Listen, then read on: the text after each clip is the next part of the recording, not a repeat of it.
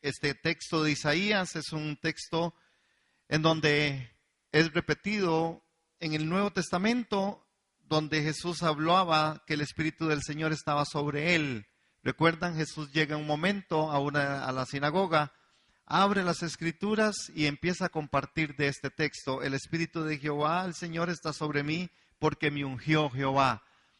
Tuvo toda una problemática después de que abrió ese texto, porque de ahí lo sacaron y lo dice la Escritura, que lo llevaron a un monte alto y lo querían tirar por un barranco. Pero como no había llegado la hora, el Señor Jesús salió en medio de ellos y se fue caminando para su casa, ¿verdad? Así es que cuando a uno no le llega el tiempo, usted no importa, hermano. Si no le ha llegado a tu tiempo, no le ha llegado a tu tiempo. Amén. El Señor no nos va a llevar ni antes ni después hasta el cumplimiento del propósito, y pudiéramos rescatar eso como primera lección de vida. Hermanos, en medio de un mundo sin esperanza y lleno de malas noticias, siempre está la buena noticia de la gracia de Dios. Siempre está la buena noticia del amor abundante del Señor para con todos los que a Él se acercan. Dios tiene planes buenos para nuestras vidas, hermanos. Y si hay algo que uno descubre en las Escrituras, es el anhelo de Dios de querer bendecirlo. Porque dice la palabra que Dios tiene para con nosotros pensamientos de bien y no de mal. Así es que en esta mañana nosotros abramos nuestro corazón, porque hay un principio que cuando presentamos esta parte del deseo de Dios para nuestras vidas, tenemos que conocer y aceptar esta verdad.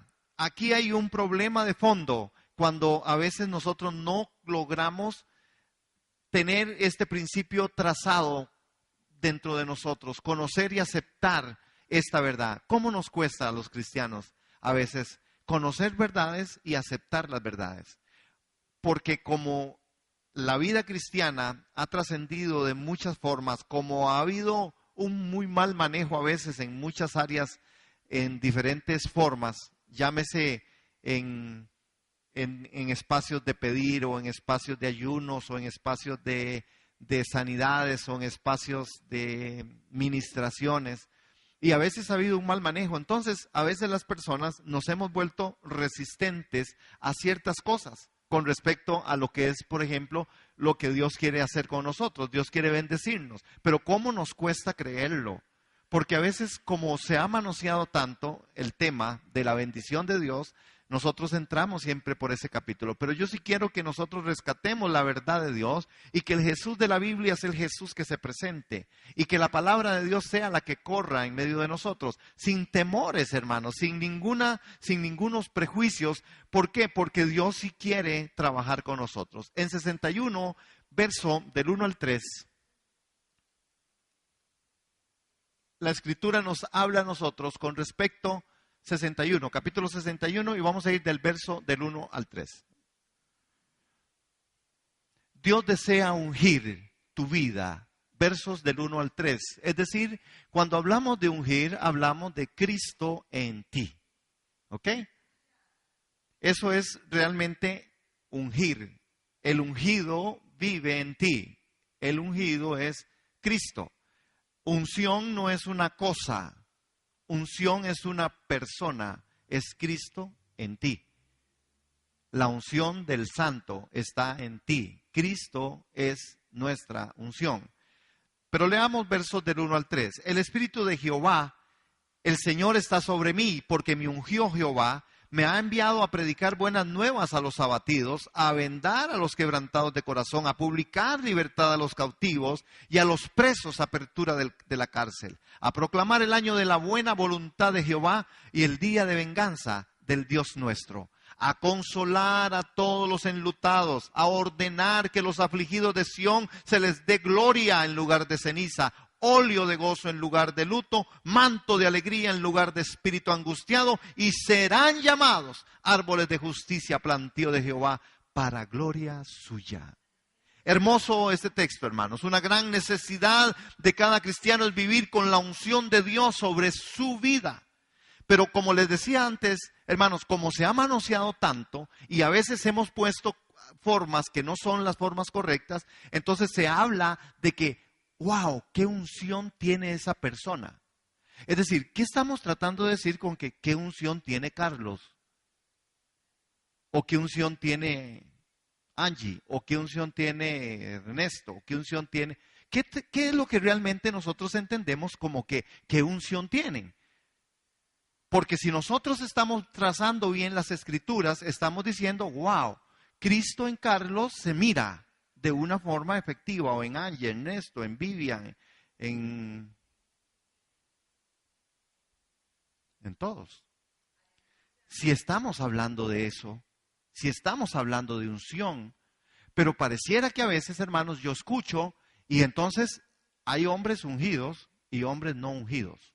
Pero cuando hablan de hombres ungidos es a través de algunas señales, milagros, prodigios o formas que Dios expresa a través de una predicación o de una administración, entonces le encargamos y le ponemos a aquella persona, wow, ese hombre sí tiene unción. No, la unción de Dios en medio de nosotros es una verdad. Cristo en mí es la unción. Yo tengo la unción de Cristo, yo tengo la unción del Santo. Yo soy hijo de Dios, yo soy un real sacerdote, yo soy el linaje escogido. Yo soy un hombre que puedo hablar la palabra. Y usted también, hermano. Amén. Usted tiene autoridad porque está bajo autoridad. Usted está ungido por el Santo de Israel. Usted está ungido por el Dios Santo porque la palabra nos ha limpiado. Si usted y yo vivimos en santidad, entonces podremos ver la demostración del vivir bajo la unción de Dios. El problema es que a veces se vive en el pecado y entonces el Espíritu Santo se contrista y la cosa no funciona. Pero no tiene nada que ver con que es algo que está aquí, que como que yo tengo, porque a veces me suena cuando las personas dicen de una unción que sí la tiene y que no la tiene, me suena como la canción, ¿verdad? Que tengo una cosita que me sube y me baja. Y no creo que sea así. ¿Sí? ¿Se acordaron de qué bandidos son ustedes, hermanos? Dejen de estar oyendo esa radio, hermanos. Esta parte, cuando se habla de la unción, se habla de la presencia de Dios que le capacita para vivir una vida de satisfacción y de santificación personal y del fruto en una parte que es la parte del ministerio y la misión que Él nos ha encomendado. Otra palabra manoseadísima, ministerio. Porque algunas personas piensan que es un asunto particular, ese es el ministerio de. No. Nosotros somos un ministerio, el ministerio Centro de Enseñanza y Discipulado. Pero el ministerio está compuesto por ustedes y por mí. Que yo lo esté dirigiendo o que yo esté al frente como el que sirve, porque esa sería la connotación, no significa que es mi ministerio. Ese es el ministerio del Centro de Enseñanza y Discipulado, todos. Todos trayendo ropa, todos identificados con la iglesia, todos dando, todos diezmando, todos viniendo a vender, todos viniendo a las actividades, todos sin faltar a la iglesia, para que el ministerio se vea nutrido. Pero si me lo encaraman a mí, solo, va a ser un poco difícil. Porque yo puedo hacer algo, pero no lo puedo hacer todo. Yo los necesito. Amén. Entonces sí tenemos un ministerio, claro, el ministerio, el domingo pasado lo hablamos, el ministerio de la reconciliación, que se nos fue dado a todos como el gran ministerio. Ahora, yo podría tener de Dios un llamado. Eso es otra cosa, ¿verdad? Llamados que muchos aquí tienen, por ejemplo, bueno, hoy es que tengo a Carlitos, lo tengo aquí, entonces me queda muy fácil. Por ejemplo, ¿verdad? Entonces Carlos está y hace misiones y es misionero y va y planta y habla la palabra y él tiene esa parte. Beto también. Yo quisiera ser misionero y ya les digo a dónde, en Disney World, pero nada me da pelota. Entonces, de ahí algún día alguien le va a amanecer y de verdad me van a mandar para allá. Hermanos, pero esta parte es el llamado que tal vez usted pueda tener. Puede ser que usted sea un hombre y una mujer que ha sido llamado y que tenga dones y talentos en la parte de ser un gran maestro o un evangelista. ¿Sí? Hermanos, Pero esto no tenemos que confundirlo con esta parte en la cual Dios sí nos ha hablado a nosotros de esa satisfacción personal, del fruto en un ministerio y en la misión que Él nos ha encomendado. En Cristo Jesús se cumplió esta promesa y ahora Él la transmite a su iglesia, a cada uno de los que hemos puesto nuestra fe en Él. Cuando el Espíritu del Señor está sobre nosotros, nosotros somos enviados a un ministerio ¿de qué, hermanos? De proclamación. El Espíritu de Jehová que está sobre mí me ungió, ¿verdad? Y me ha llamado para hacer algunas cosas. Dice en la Escritura, aquí donde estamos en el texto del 1 al 3, hermanos, que hay algunas situaciones. Ok, espérense para que me salga aquí, que ustedes lo puedan ver. ¿Qué es realmente lo que hace que cuando el Espíritu del Señor está sobre mí? Es porque Dios me ha ungido. Y ese texto tenemos que aplicarlo primero a lo que primero se dijo. Es Isaías profetizando. Jesús después se lo aplica a él mismo. Jesús en la autoridad del Hijo del Hombre dice: el Espíritu de Jehová está sobre mí, cuando abrió las Escrituras. Y Jesús hablaba de él. Amén. Ahora nosotros como iglesia podemos tomar en la aplicación, porque del Antiguo Testamento, en la profecía de Isaías, va al Nuevo Testamento y Jesús lo pronuncia y Jesús se lo aplica, y por eso fue la molestia de los que estaban en la sinagoga y que se lo llevan para querer desbarrancarlo. Pero entonces a nosotros se nos deja a través del Nuevo Testamento un legado de que ¿qué? De que ahora no solamente el Espíritu de Jehová está sobre mí, sino que está en mí. Ahora Cristo está no solamente algo que es Cristo revelado a mí, sino que Cristo es revelado en mí. Por eso yo camino bajo esa unción, yo camino bajo esa autoridad. Yo soy espiritual y yo veo las cosas en el Espíritu. Amén. Entonces, cuando vemos esto, vemos que la presencia de Dios en tu vida es la que te capacita. No hay otra cosa, hermano. La capacitación no es saber Biblia. Qué bueno saber Biblia y qué bueno estudiar la palabra y qué bueno ir en la posibilidad a un buen instituto, a una buena universidad, y qué bueno capacitarnos. Pero lo que a nosotros nos capacita es el Espíritu, porque no hacemos nada con saber muchas cosas si el Espíritu Santo de Dios en mí no produce vida, no lo produzco y no lo reproduzco en medio de la comunidad de fe, en medio de las personas, en medio de mi familia, para mí mismo. Hermano, a veces nosotros andamos en angustias, en desconsuelos, en situaciones adversas. Y yo digo: Señor, pero ¿cómo? ¿Por qué los hermanos? Y muchas veces, ¿por qué es que entramos en ciertas crisis? Si el Espíritu de Dios está en mí. Hoy leíamos el Salmo 100. Yo debería alabarle con gozo, con satisfacción, poder caminar en el poder de su Espíritu, porque Él sí quiere que yo lo haga así. Ahora, las circunstancias vendrán, las situaciones difíciles vendrán, pero entonces necesitamos aplicar la Escritura para que en nosotros ese Cristo de gloria empiece a producir lo que tiene que producirse. ¿Qué es lo que se producía? Bueno, o se produjo la proclamación, hermanos, del Evangelio. Aquí dice: el Espíritu de Jehová está sobre mí porque me ungió Jehová y me ha enviado a predicar buenas nuevas a los abatidos. Entonces, número uno, necesitamos entender que hay una forma en la que nosotros somos enviados a la proclamación. Esta es una gran bendición de ese deseo de Dios para tu vida. Usted tiene que ir a proclamar, a predicar las buenas nuevas a los abatidos, hermanos. Yo no sé si usted lo está haciendo, pero yo le animo en el nombre de Jesús y le exhorto en amor en el nombre de Jesús de que hágalo, hermano. Prediquemos, vayamos, hermanos, prediquémosle a la gente, digámosle a la gente: Jesús sana, salva, Jesús bendice. Jesús también te pide tu vida. Jesús quiere que usted se niegue a sí mismo. Jesús quiere que usted salga de usted mismo. Jesús quiere que usted le siga de todo su corazón. Hermanos, hay mucha gente que no entiende porque no oye. Pero con su vida usted puede ir a la proclamación de esto, porque así fue, porque para eso tenemos el Espíritu, hermanos. Para eso fuimos enviados a esta parte de un ministerio, a la proclamación, a predicar las buenas nuevas a los abatidos. Dice también aquí con respecto a la consejería: a vendar a los quebrantados de corazón, hermanos. A vendar a los quebrantados de corazón.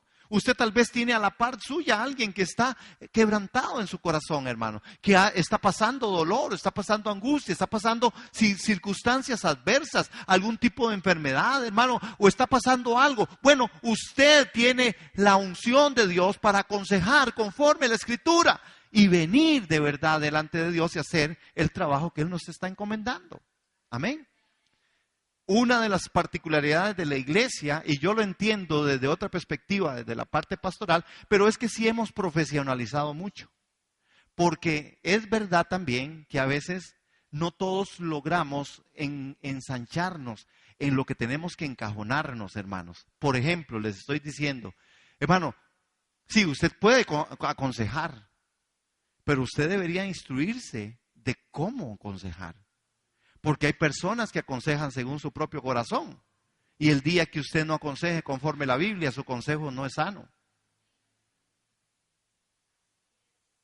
Yo les digo a los que les gusta la parte de la consejería, aconsejen según la Escritura.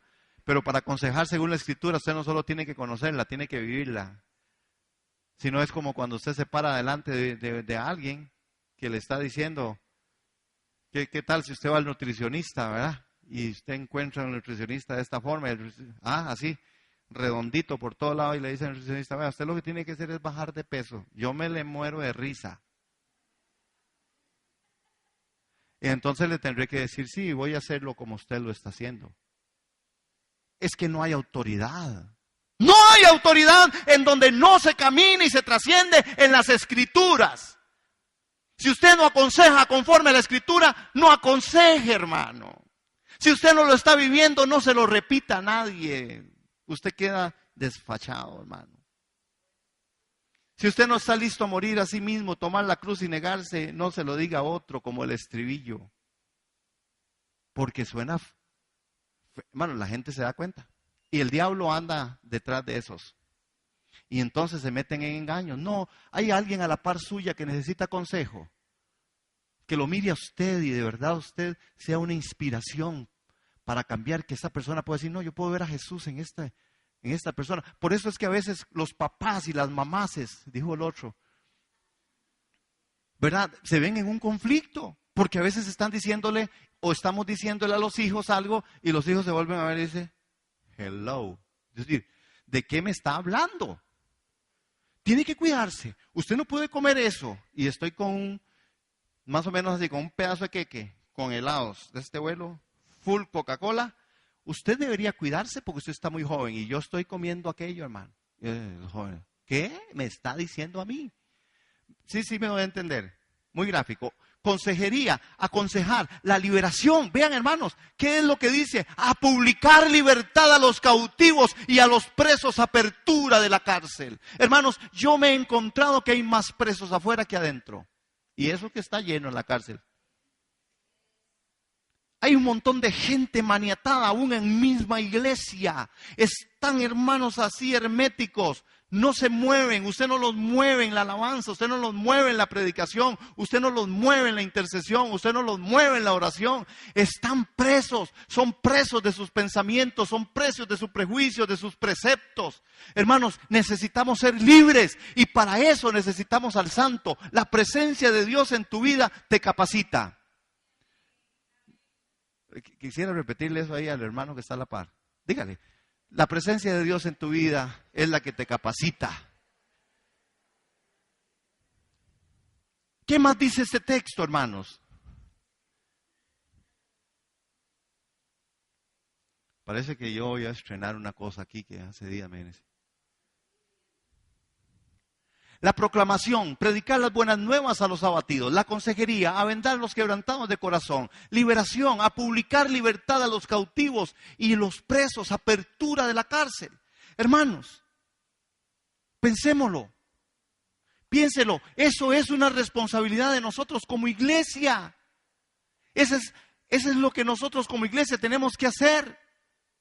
Hay alguien aquí que está abatido, hay alguien que está cautivo. En el nombre de Jesús, hermano, yo le digo de verdad, bueno, busquemos la oración, busquemos la intercesión, busquemos la petición delante de Dios, seamos un factor, Seamos nosotros el factor de cambio, el factor que hace las cosas como son. Hermanos, y uno no quiere, porque en la iglesia también yo entiendo que tenemos, y eso es lo que les decía, el punto pastoral, tenemos que entrar en un orden, porque si no se vuelve un desorden. No todo el mundo puede ministrar. Yo he tenido y he vivido la experiencia en estos 20 y algo de años. Estoy empezando, soy un chiquillo. Pero ya en 20 años usted ve algo, hermano. Por lo menos gatea. Yo espero que el Señor me deje caminar. Pero usted ve que tampoco puede, hermano, porque hay personas, hermanos, con un montón de pensamientos. Y empiezan a decir cosas, hermanos, y empiezan a ministrar de una forma inadecuada.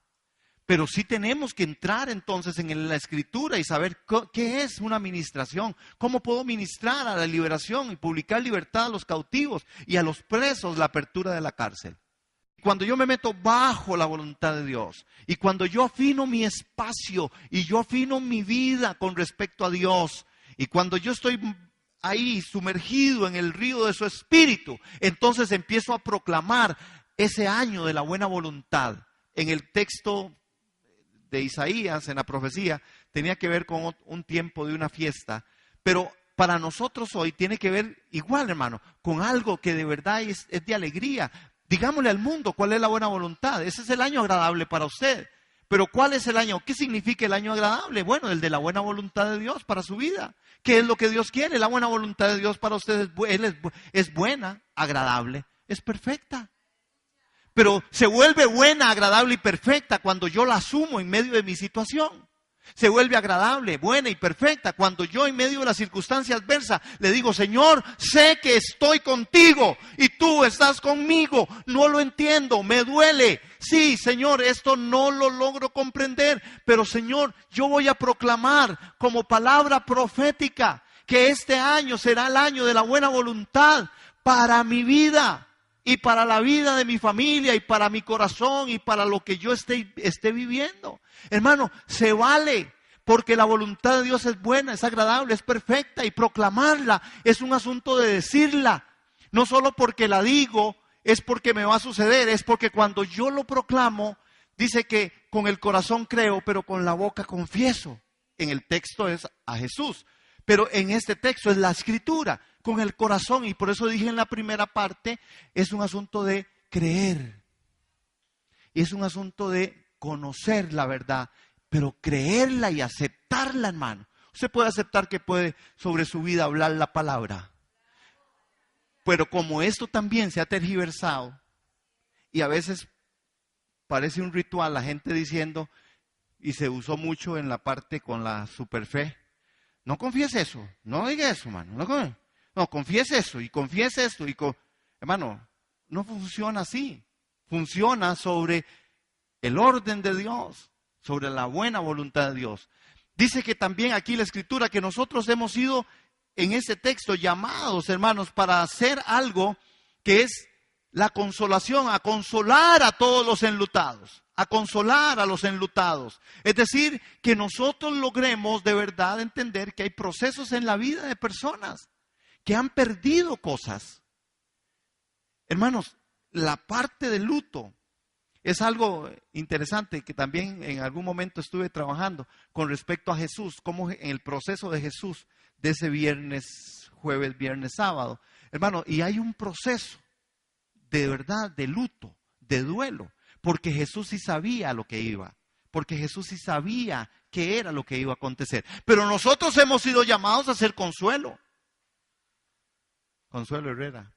Consuelo, hermano, consolar a todos los enlutados. Hermano, poder llegar y por el Espíritu discernir, hermanos, aquellas formas en que las personas pudieran estar pasando circunstancias.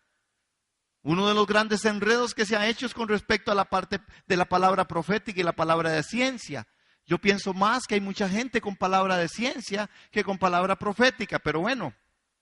Los que ya se autoproclamaron profetas, usted no les puede decir eso porque se le enojan y le mandan maldición, no importa, no le cae porque no son profetas. Pero al final, hermanos, es palabra de ciencia. Y por la palabra de ciencia, claro que sí, hermanos, podemos discernir lo del Espíritu. La palabra de Dios a nosotros nos dice que debemos discernir y pesar los espíritus, hermano. Y porque otros lo hayan hecho de una mala forma, nosotros no debemos de dejar de hacerlo.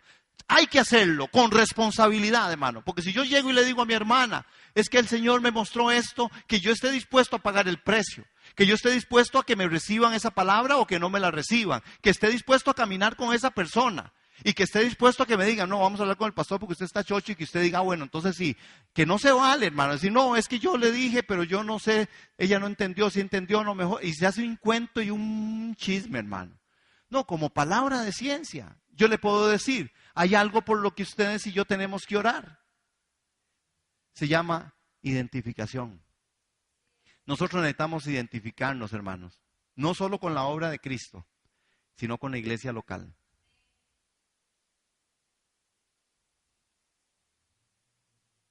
Aló. Porque si no, a usted no le va a funcionar nada, hermano. Ni a mí tampoco. Órale al Señor. Diga al Señor que yo logre identificarme en plenitud con todo aquello que en medio de la iglesia local se hace y se dice. Porque la iglesia es un invento de Dios, no es de los hombres. Amén.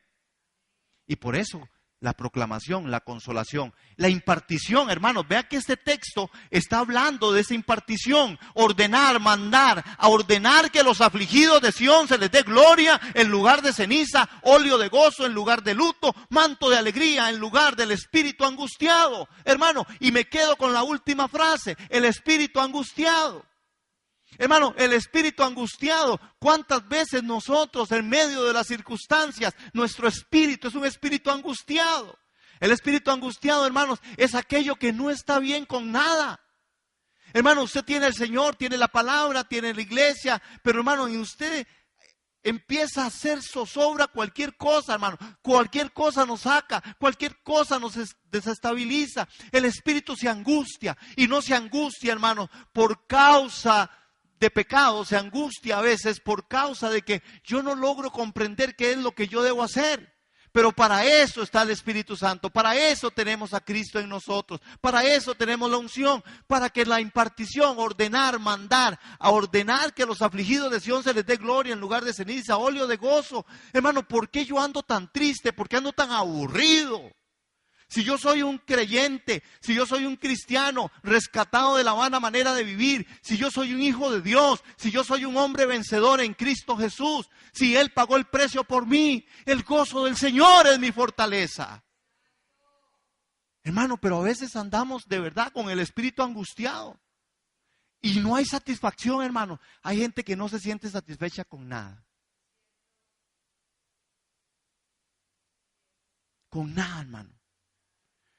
Si tiene, si no tiene, si está lleno, o sea, ay, qué llenura, qué cosa más terrible. Es que qué hambre. Ay, qué pereza comer pollo, otra vez pollo. La carne, otra, hermano, es un espíritu angustiado. Angustiado. Tenemos que hacer una revisión. ¿Por qué? Porque la Escritura a nosotros, en esta palabra, en Isaías 61, del 1 al 3, la palabra del Señor dice, porque Jehová va a venir y el día de la venganza del Dios nuestro, a consolar a todos los enlutados, a ordenar que los afligidos de Sión se les dé gloria en lugar de ceniza, óleo de gozo en lugar de luto, manto de alegría en lugar del espíritu angustiado. Hay un intercambio, manto de gozo. Hermano, el gozo, porque tengo que estar contento con todo. Ahora cuando Isela compartía, ese es como el examen de cuando yo me recordé cuando yo voy a óptica, hermano, óptica, que me pone uno de los lentes, usted no ve nada, así me sentí, yo digo, estoy con el lente, ahorita me ponen el otro. Pero hay una parte que hablaba, ¿verdad? Con respecto a que ir más allá de lo que nosotros de verdad estar agradecidos, hermanos. Ese manto de gozo, hermano. ¿Cuántos están contentos con su salvación? ¿Cuántos están contentos porque usted tiene la vida eterna? ¿Cuántos están contentos porque de verdad Dios les dio vida hoy? Si usted se pone a pensar de las cosas que Dios nos da, son más las de gozo y alegría que algunas de las cosas que están ahí necesarias para el crecimiento, algún dolor o algún sufrimiento. Pero hay más de alegría y gozo, hermano. Dios es un Dios bueno, hermano.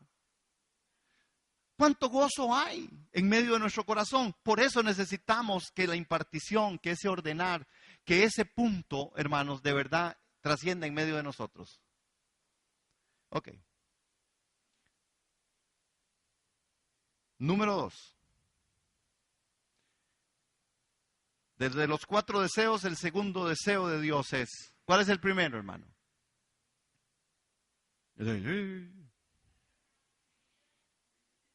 ¿Ah?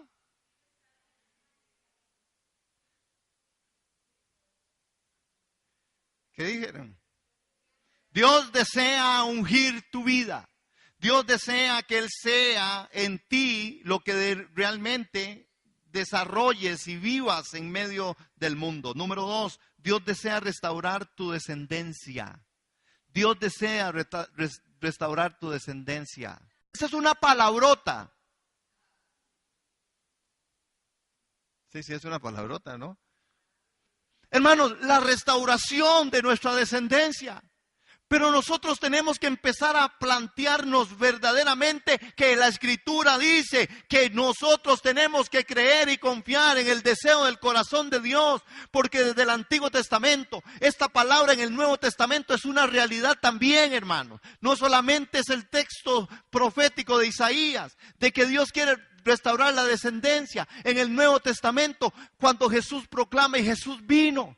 Y Él les decía, el diablo viene a matar, a robar y a destruir, mas yo vengo a darles paz, mas yo vengo a darles de mí, mas yo vengo a darles vida y vida en abundancia, para que las familias sean prosperadas en el mundo espiritual, rescatadas, restauradas, hermano. Siento pentecostal hoy. Pero ese reloj me mata.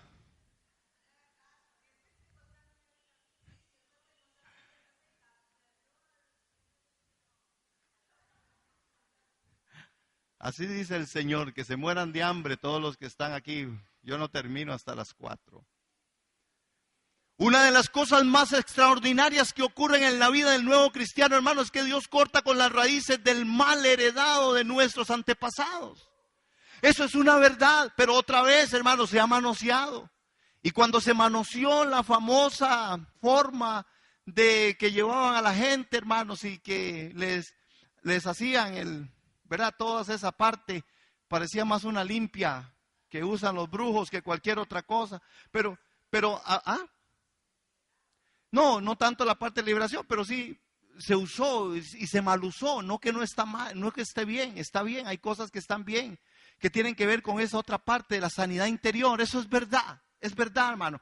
Es verdad, usted sabe que cuando venimos a Cristo hay algunas situaciones que nosotros tenemos que sentir la ayuda y ver la ayuda de personas y proclamar y confesar y sacar aquellas cosas duras y dolorosas que nos han dañado. Y yo creo que ese proceso es un proceso bueno, es escritural inclusive, pero se manoseó también, hermano. Entonces era como una cosa, hermano, y al final ese mal uso de esta gran herramienta a nosotros también entonces nos ha llevado a otro lado, porque hoy tenemos un montón de cosas en medio de la comunidad de fe, de gente que está muy vieja de estar y sigue resentida desde 1921 con la misma cosa que le pasó allá en 1913, ya es grande, es una persona adulta, ¿ya? Y que al final estamos hoy en el 2013 y sigue con la misma situación, hermano, con lo que me hicieron, con lo que me dolió y con lo que me hicieron por allá, hermano. Y está bien, sí, seguro sí le dolió, seguro usted tiene ahí algo en su corazón, a usted le dolió el maltrato de su papá, la forma en que su mamá no trabajó cosas áreas de su vida. Sí, posiblemente gente abusada, gente agredida. Yo trabajo casi todos los días con gente así, hermano. Muchachas que confiesan y que pueden llegar a decir, sí, ¿cómo es que yo no me voy a sentir así? Me decía esta chica de 19 años. Si a mí mi papá me agarra y desde que yo tengo edad, desde que yo me acuerdo, mi papá me viola. Dice, y no iba a desaprovechar la oportunidad de mandarle un puñal en medio de todo su estómago. Ah, Señor Jesús. Yo le digo, vale que usted es amiga mía. Digo, yo decía, ya. Pero es ese dolor que le llevo ahí, hermano. Y claro, hermano, y cuando guardamos esos dolores, esos escenarios, hermanos, pasados que son fuertes, hermanos, de verdad necesitamos restaurar. Y porque nosotros a veces, hermanos, porque se dice y los conocedores de esto, los profesionales en esas áreas hablan de que si usted ha sido de verdad maltratado, posiblemente usted va a llegar a maltratar, hermano. Si usted ha sido agredido, usted se convierte en un agresor, porque es una conducta que se aprende, hermano. Se aprende, hermano. Eso es cuando usted da amor. Aun cuando da amor, usted a veces no recibe amor. Ahora cuando usted da golpes, usted recibe golpes. Esto es verdad, iglesia. Pero aquí la Escritura a nosotros nos dice qué es lo que Dios quiere que nosotros hagamos. Y Él dice que nosotros somos llamados árboles de justicia, ese plantío de Jehová para la gloria suya. Que reedificaremos las ruinas antiguas y que levantarán los asolamientos primeros y restaurarán las ciudades arruinadas, los escombros de muchas generaciones. Y vosotros me seréis llamados sacerdotes de Jehová. Hermano, no es un asunto de un invento. La Escritura a nosotros nos está llamando en esta mañana que somos sacerdotes. Y no cualquier sacerdote. Hermano, ¿saben qué es lo que pasa? Que los otros que son sacerdotes sí se lo creen, hermano. Entonces se visten como tal y se lo creen, hermano. Y nosotros que somos los de verdad no lo creemos. Sí, somos sacerdotes. Somos sacerdotes.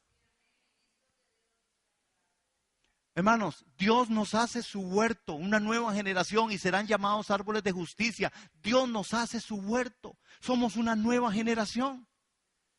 La generación nacido de nuevo, nacidos del Espíritu. Nosotros tenemos, hermanos, una vivencia, una trascendencia desde la resurrección de Cristo. Nosotros somos esa nueva generación. De esto hablaba el profeta. Dios hace su huerto.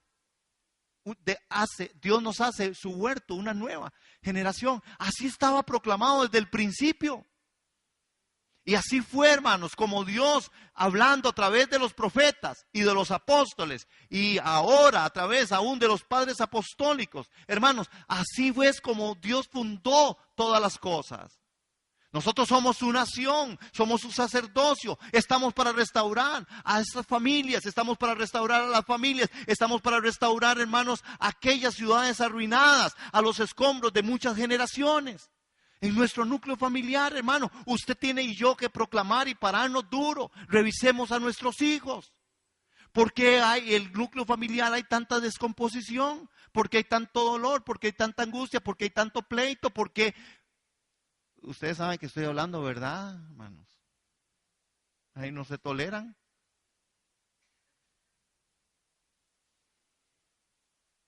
Háblele aquí a alguien de la suegra y verá qué brinco pega. Siempre hay algo que no está bien con ellas. Ay, yo como suegro, yo voy a tener que hacer algunas investigaciones, a ver qué tal. ¿Qué tal de suegro?